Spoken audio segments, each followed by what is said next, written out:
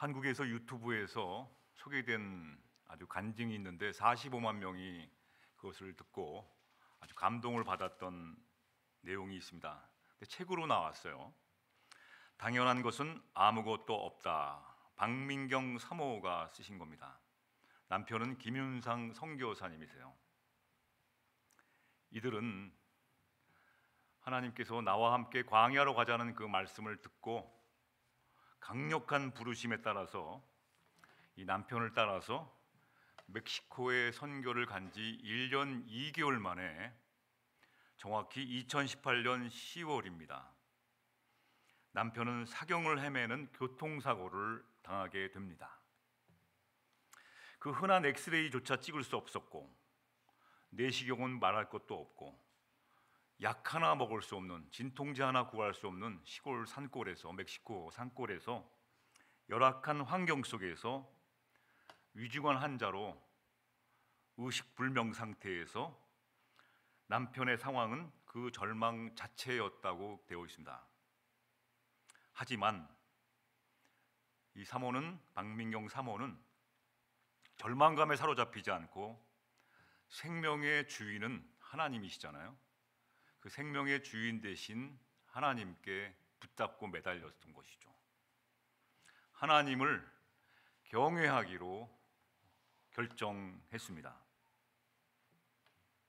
그는 우리가 사는 곳은 의료시설이 잘 갖춘 곳도 아니고 가까이에 가족이나 지인도 없었으며 말도 안 통하는 낯선 곳이었지만 하나님은 이곳에서 반드시 홀로 일하시며 치유할 수 있다는 믿음으로 하나님께만 매달렸던 것입니다. 남편은 24일 만에 혼수 상태에서 기적적으로 깨어났습니다. 그 회복은 온전히 엑스레이가 아니라 내시경이 아니라 온전히 주님이 일하시었다는 고백을 합니다. 당연한 것은 아무것도 없다. 이 책의 결론은 이 사모, 박민경 사모는 이렇게 말합니다. 우리에게 주어진 하루, 소소한 일상은 당연한 것이 아무것도 없고 하나님의 소중한 선물이라는 것입니다. 소소한 오늘은 내게 허락한 하나님의 소중한 선물입니다. 당연히 눈만 뜨면 나오는 하루가 아니라 하나님이 나에게 주신 선물로 생각하셨다는 것이죠. 그 주어진 하루 동안 하나님께 붙잡고 메어 달렸더니, 하나님의 보혈의 피를 의지하며 메어 달렸더니 24일 만에 기적적으로 깨어났다는 간증이 이 책의 핵심입니다. 결론은 당연한 것은 아무것도 없다는 겁니다. 여러분, 오늘의 우리의 만남, 우리의 오늘 하루가 어쩌다가 된 것이고 당연한 것 같습니까? 그렇지 않다는 겁니다. 인터넷을 보다가 당연한 것은 하나도 없다라는 임복만 성도님이 쓰신 글이 재미있기도 하고 은혜가 되어서 여러분에게 소개합니다. 당연한 것은 하나도 없다. 어느 날 꽃장수가 이발소에 왔어요. 이발을 하고는 얼마냐고 물었습니다. 이발사는 이렇게 말했습니다. 이번 주는 마을을 위해 자선봉사를 하고 있어서 돈을 받지 않습니다. 무료 서비스. 꽃장수는 즐거운 마음으로 이발소를 떠났습니다. 다음 날 아침이 되었습니다. 이발사가 출근을 하니 이발소 문 앞에 꽃다발과 감사 카드가 꽂혀 있었습니다. 다음 날에는 경찰관이 이발소에 왔습니다. 이발사는 또 이렇게 말했습니다. 이번 주는 마을을 위해 자선봉사를 하고 있어서 돈을 안 받겠습니다. 경찰관은 즐거운 마음으로 이발소를 떠났습니다. 다음 날 아침 이발사가 출근을 하니 도넛 한 판과 감사 카드가 꽂혀 있었습니다. 다음 날에는 국회의원이 왔습니다. 이발사는 또 이번 주는 마을을 위해 자선봉사를 하고 있어서 돈을 안 받겠습니다. 국회의원은 즐거운 마음으로 이발소를 떠나갔습니다. 다음 날 아침이 되었습니다. 이발사가 출근을 하니 국회의원 친구가 12명을 데리고 와서 공짜 이발을 하기 위해 줄을 서서 기다리고 있었습니다. 원래 국회의원하고 가로치고 거기에 몇 명이 더 들어갑니다. 목사, 구청장 뭐 이렇게 들어가는데 제가 뺐어요. 죄송합니다. 나도 예외가 아니라는 사실입니다, 여러분. 안심하지 마십시오, 여러분.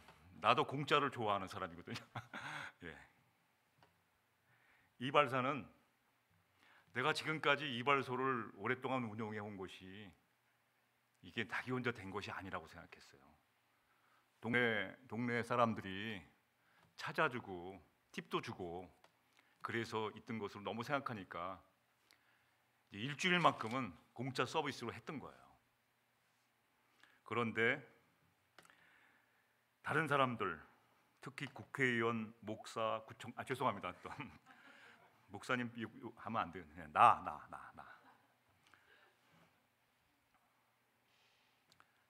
갔다가 야 저기 공짜래. 친구 12명 데리고 간 것이죠. 갚을 길 없는 놀라운 사랑을 봉사, 디아코니아, 헌신하고 싶은데 우리는 그 헌신을 아무런 의미 없이 공짜로 낼름 받고 좋아하고 있는 당연한 것처럼 받고 있지 않나. 오늘 그 얘기를 좀 드리려고 그랬습니다. 저도 그랬거든요. 다른 사람 얘기할 거 없이, 다른 목사님 얘기할 거 없이 이 김 목사는 그러한 사람을 살았습니다. 공짜 되게 좋아했어요. 어떤 분이 미국에서 이민 목회 고생하는 목사님을 위해서 카타리나 섬 하루 관광을 시켜주겠다고 50명을 데리고 오래요. 그래서 신났다고 20명을 제가 모집했습니다. 모두가 좋아서 신나게 공짜를 바라고 이 선물 저 선물 받고 집에 오는데 뭔가 허해요. 나는 도대체 뭔가, 나도 주는 사람이 되면 안 되겠나? 나는 그 한국에서 오신 그분의 베풀음을 당연하게 받았습니다. 저분 좀 잘 나가나 보다. 그런데 나는 공짜로 받고 20명의 목사님들을 모으기 위해서 애쓰면서 우리 함께 즐겁게 놀러 왔지만 그것은 당연한 것이 아니라 하나님이 그분을 통해서 이민 목회 고생하니까 보내주신 선물이었다는 것을 늦게 알았습니다. 마찬가지입니다.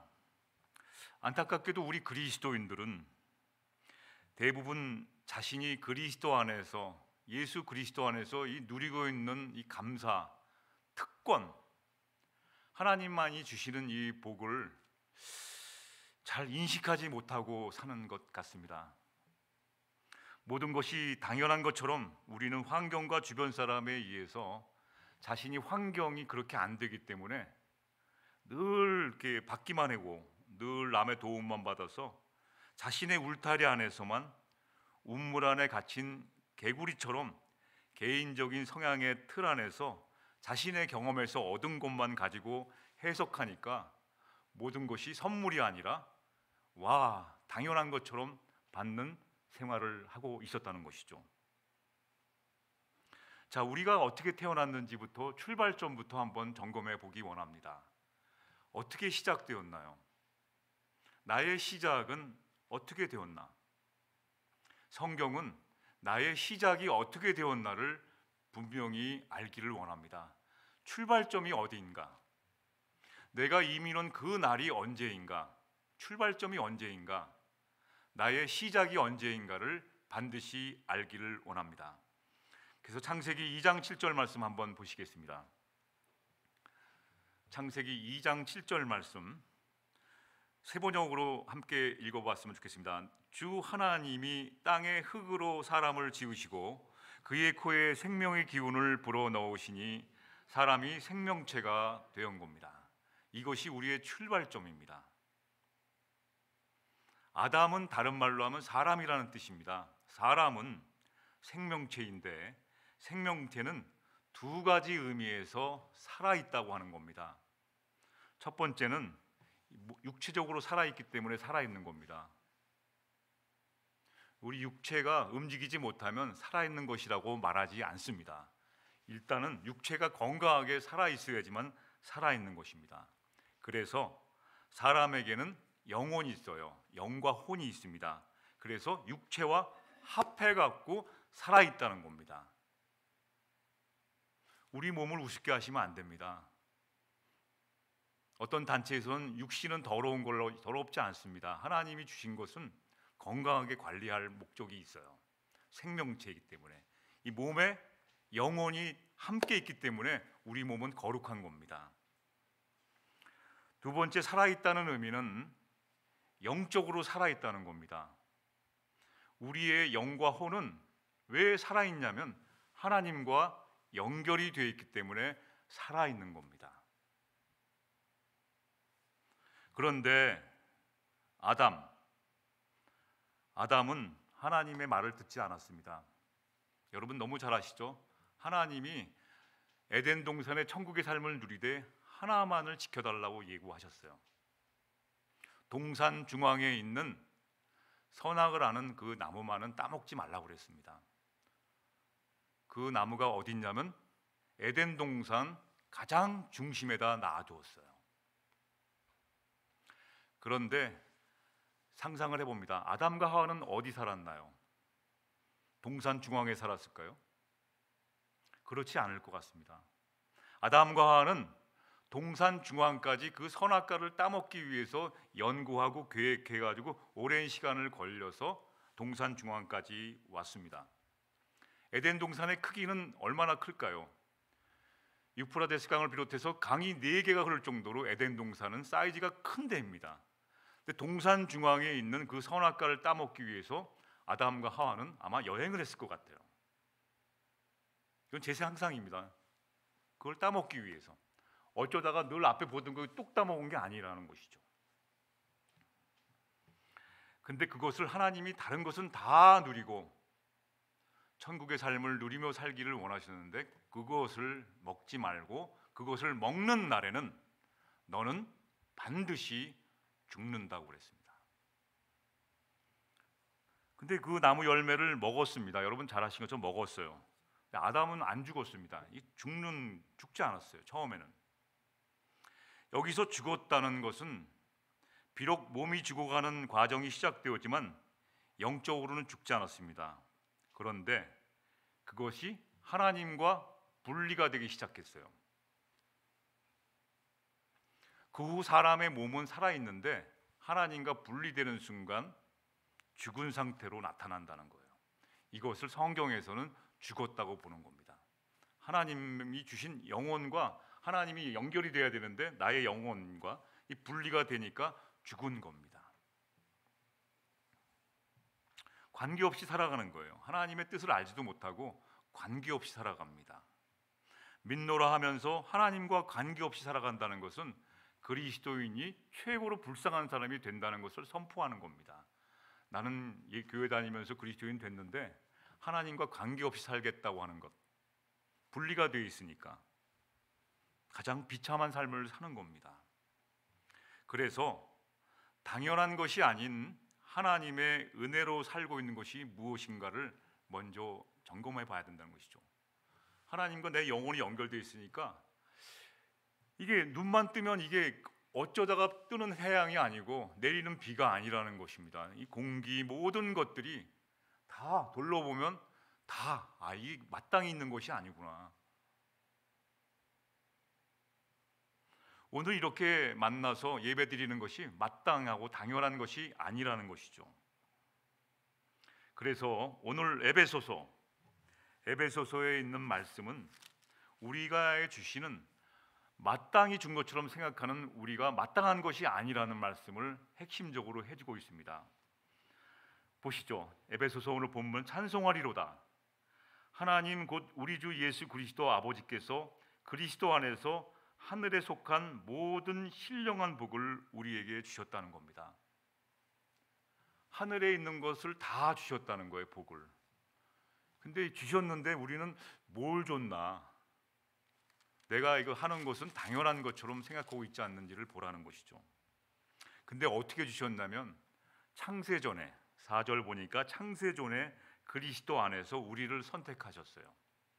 지난달에 작년에 몇 년 전에 선택하신 것이 아니라 창세전에 우리를 이런 신령한 복을 주시고 자녀 삼아 주시려고 택해 주셨다는 겁니다.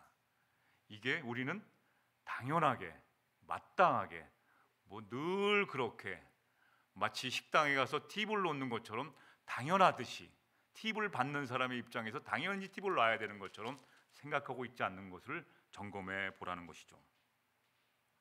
그래서 하나님이 주신 은혜, 당연한 것이 아니라 은총인데 그것이 어떤 것인지를 세어보니까 너무나 많지 않습니까? 한 가지로 크게 압축해서 하나가 무엇일까? 에베소서에 나옵니다. 에베소 하나를 2장 1절에 나옵니다. 한번 보실까요? 에베소 2장 1절에 보면 그는 바로 납니다. 허물과 죄로 죽었던 너희를 살리셨도다. 이 살리셨어요. 하나님과 분리되었던 것을 살려주신 것이죠. 우리가 죽었다는 것은 무슨 뜻입니까? 육체적으로 몸이 죽은 것이 아니라 우리는 영적으로 죽어 하나님과 분리된 상태가 되었던 사람이었는데 이것을 연결시켜 주신 겁니다. 당연한 것이 아니라 하나님의 은혜고 예수 그리스도, 우리 성만찬 하신 것처럼 예수 그리스도의 몸과 모든 것 찢기심으로 피를 흘리심으로 이렇게 되었다는 거예요. 예수 그리스도로 말미암아. 오늘 그 얘기를 하고 있는 겁니다. 에베소서에서. 당연한 것이 아니라 이렇게 창세전에 그 기쁘신 뜻대로 우리를 예정하사 예수 그리스도로 말미암아 자기 아들들이 되게 하셨다는 것이다. 흠이 없게 하시고 거룩하게.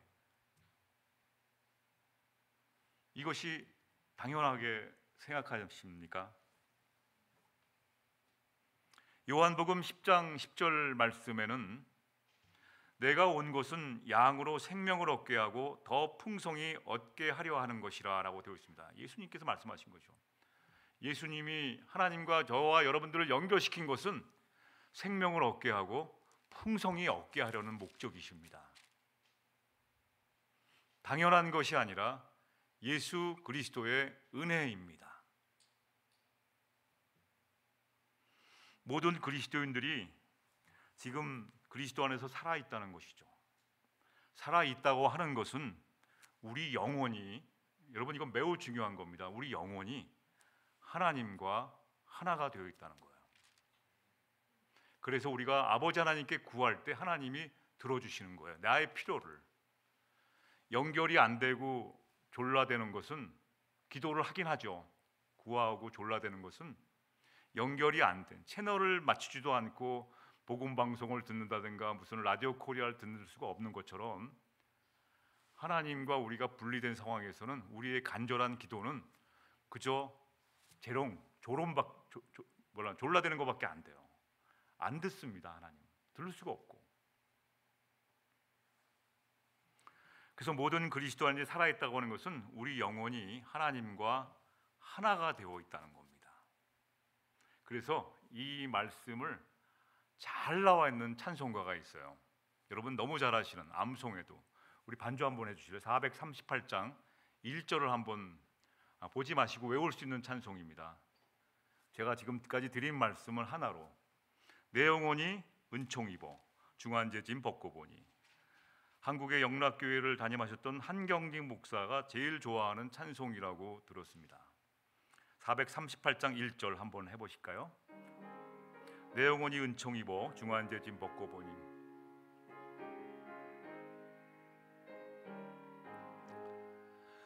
내 영혼이 은총 입어 중환죄 짐 벗고.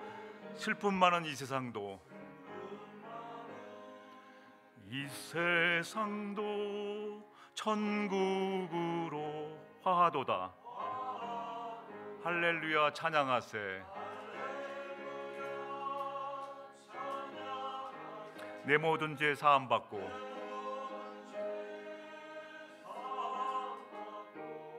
주 예수와 동행하니 그 어디나 하늘나라 그 어디나 하늘나라. 바로 이렇게 살라는 겁니다. 내가 먼저 은총을 입고 당연한 것이 아니에요. 이것은 하나님의 선물입니다. 선물을 입어서 죄를 다 벗어버리게 돼요. 거룩한 하나님의 은혜가 들어오면 죄를 갖고 살 수가 없습니다. 틈만 나면 죄를 짓는 습성이 있는 나같이 못난 인간에게 하나님의 거룩한 은혜가 들어오는 순간 벗어버리게 돼요. 같이 살 수가 없기 때문에. 그런데 이 슬픔 많은 이 세상도 천국이 된 것이에요. 내 안에 하나님 나라가 오는 겁니다. 하나님 나라는 절로 가야지, 저쪽으로 가야지, 죽어서 가는 그것이 아니라 하나님 나라는 내 안에 있습니다. 그래서 살아생전 주님과 동행해서 그 어디나 하늘나라를 누리며 살라는 것이 하나님 아버지가 저희를 향하신 뜻이라는 것이죠. 성경에서 저와 여러분을 하나님의 자녀라고 부르고 빛의 자녀라고 부르세요. 성경에서 저와 여러분들을 죄인이라고 부른 구절은 한 구절도 없습니다. 이 죄인들아 이렇게 부르지 않아요. 여러분의 자녀들을 부를 때 여러분 이 못된 놈아, 이 못된 XX야 이렇게 부르시겠습니까? 하나님은 성경에서 저와 여러분들을 죄 많은 인생임에도 불구하고 죄인들아 불러본 적이 없으시다는 사실입니다. 내 자신이 죄인으로 고백하는 건 있을 수 있지만 하나님은 그렇게 부르지 않았어요. 하나님은 저와 여러분을 어떻게 불렀는가? 이 놀라운 사랑의 은혜입니다. 심지어 은혜로 구원받은 죄인들아라고도 부르지 않았어요. 나의 선물을 받아들인 죄인들아라고 부르지 않았다는 것이죠. 하나님은 저와 여러분들을 성도라고 거룩한 백성이라고 부르셨어요.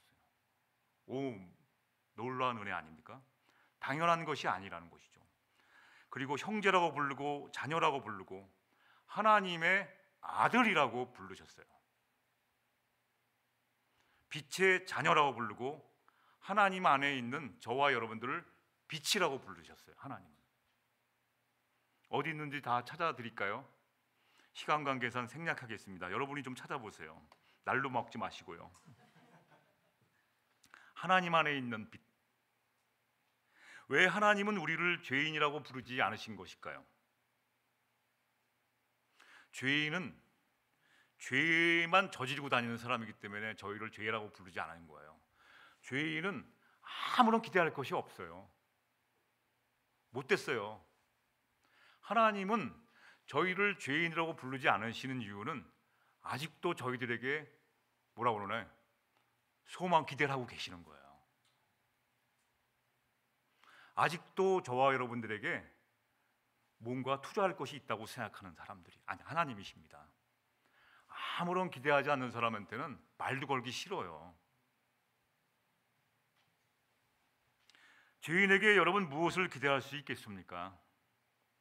틈만 나면 거짓말하는 사람한테 무슨 진실된 얘기를 할 수가 있겠습니까? 하나님은 틈만 나면 죄를 저지르는 저희들에게 죄인이라고 부르지 않고 자녀라고 부르세요. 아들아, 딸아. 즉 하나님이 주신 2023년도 10월 1일 오늘을 어떻게 됩니까? 선물로 주셨어요. 기대한다는 거. 오늘을 여러분 기대한다는 겁니다. 나에게 하늘의 놀라운 소망을 선물로 주셔서 투자하신다는 거예요. 야, 너 또 이렇게 살았냐? 알았어, 한 번 더 오늘 내가 준 하늘의 신령한 복을 다시 내려줄게. 오늘은 어제처럼 살지 말아봐. 가치 있는 인생이 될 수 없겠니? 좀 가치 있게.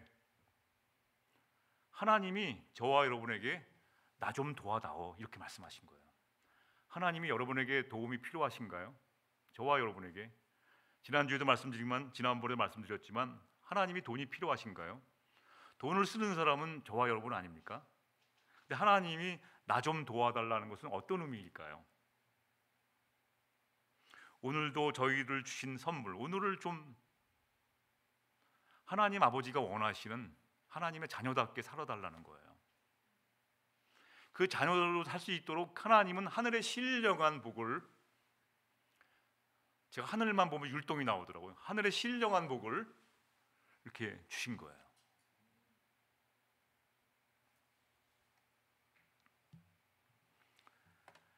우리는 이제 어떻게 살아야 할까요, 여러분? 묵상해야 합니다. 이제 오늘 선물로 주셨는데 어떻게 살아야 될까? 주님 안에서 함께 동행하고 살아간다는 것은 이게 당연한 것이 아니구나. 나의 나된 것은 당연한 것이 아니구나. 내가 이렇게 여기 공부하고 대학교 다니고 공부하는 것은 부모님이 아침 새벽부터 나가서 땅 파고 논에 물 주고 장사하시고 힘들게 해서 이렇게 내가 온 것이구나. 이렇게 생각해야 돼요. 당연한 것이 아니에요.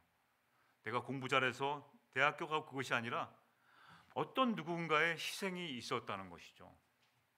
오늘 교회가 이 자리에 있는 것은 여러분, 많은 분들이 교회를 위해서 기도했습니다. 저희가 있는 교회 이 자리도 여러분 아시는 것처럼 교회 자리에서 이미 여러 교회들이 기도하고 기도에 그런 것이 쌓여 있는 것입니다. 그냥 이렇게 된 것이 아니에요. 주님 안에서 함께 동행하는 것. 주님이 오늘 저와 여러분들이 마음 상하지 않고 다치고 않기 위해서 눈동자같이 보살펴 주는 건 여러분 당연한 것인가요? 당연한 것. 하나님이 광야로 함께 가자는 그 음성을 듣고 선교 갔는데 금방 교통사고 난 거 하나님이 살아계시나요? 원망할 수 있고 그렇지만 선하고 아름다운 공동체 그 이권에 보시면 그런 질문들을 사람들이 많이 해요. 왜 하나님이 살아가면 왜 그런 일이 있습니까? 왜 하나님이 살아계시는데 왜 저렇게 나쁜 사람을 만듭니까? 온갖 질문이 쏟아집니다. 그런데 목사가 가서 그 질문을 하고 대답해 줄 수 없다는 겁니다. 나도 똑같은 거예요. 그 대답을 해줄 수 있는 사람은 이 땅에 아무도 없어요. 중요한 것은 우리의 삶이 이 땅에 마땅한 것이 아니라 하나님의 우리를 사랑하시는 하늘의 신령한 복을 주시고 그 계획과 모든 것이 이미 오래전 창세전에 이루어졌다는 사실입니다.